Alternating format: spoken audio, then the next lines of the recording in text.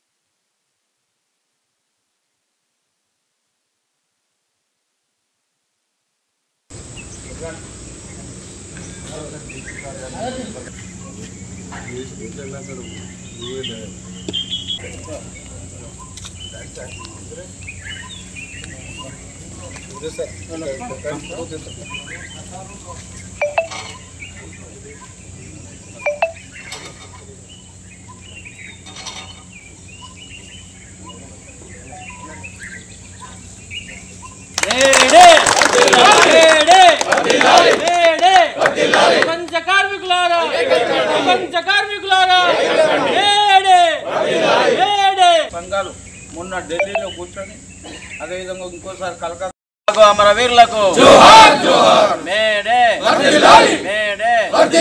ప్రపంచ కార్మికుల నాడు జరిగే దేశవ్యాప్త సమ్మెకు 20 తారీఖు నాడు జరిగే దేశవ్యాప్త సమ్మెకు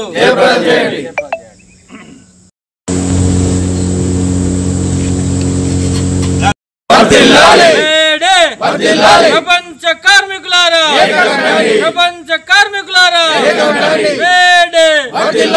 20 తారీఖు నాడు జరిగే దేశవ్యాప్త సమ్మెను 20 తారీఖు నాడు జరిగే దేశవ్యాప్త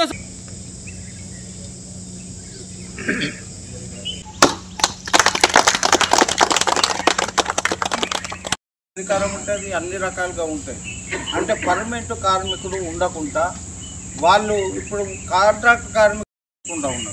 ఇక వాళ్ళకు ఉండేది సంవత్సరానికి 2 సంవత్సరాలు తీసుకుంటారు.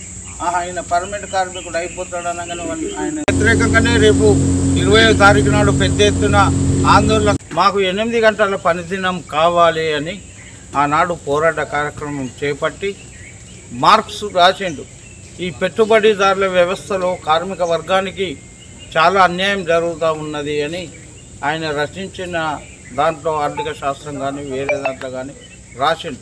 అందుకే కార్మిక వర్గానికి పని గంటల దినం తగ్గాలని ఆ రోజు రాసినప్పుడు ఆయనే సరైన దాన్ని స్ఫూర్తిగా తీసుకొని కార్మిక వర్గం చైతన్యవంతులై మాకు 8 గంటల పనిదినం కావాలి అని పెద్ద ఎత్తున పోరాటం చేస్తూ ఉంటే అక్కడ ఉన్నటువంటి ఫ్యాసిస్ట్ ప్రభుత్వం మీకు 16 గంటలే పని చేయవలసిందే, 8 గంటల పనిదినాన్ని మేము ఒప్పుకోమని వాళ్ళ మీద కాల్పులు జరపడం జరిగింది. చాలామంది కార్మికులు చనిపోయినప్పుడు వాళ్ళు ఏం చేసిందంటే మేము సమస్య లేదు, మా ఈ రక్త తర్పణ తడిసిన అంగీలనే కార్మిక వర్గానికి మొత్తం ఈ ఎర్ర జెండాగా ప్రకటిస్తూ ఉన్నామని రక్తంలో ముంచి ఆ ఎర్రటి అంగీలనే ఈరోజు ప్రపంచవ్యాప్తంగా మనం ఎర్ర జెండా ఏ కార్మిక వర్గమైనా కానీ ప్రపంచవ్యాప్తంగా ఈరోజు ఎర్ర జెండానే ఎగిరేయటం జరుగుతుంది.